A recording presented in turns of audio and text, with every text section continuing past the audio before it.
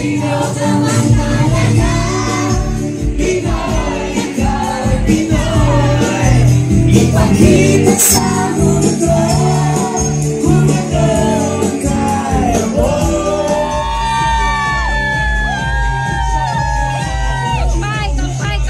Kampay! Time to hurt some love, but sometimes it hurts instead.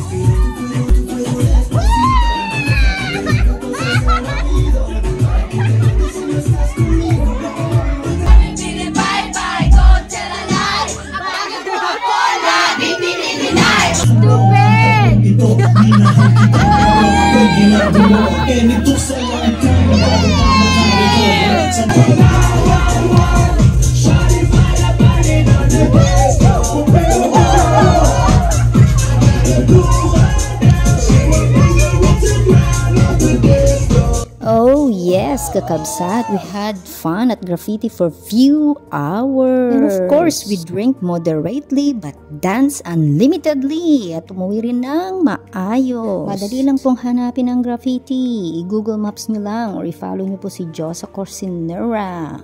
It's very clean and accommodating and exclusive talaga siya para sa ating mga OFWs. Kaya ano pang inaantay nyo? Mag-graffiti na kayo, yo!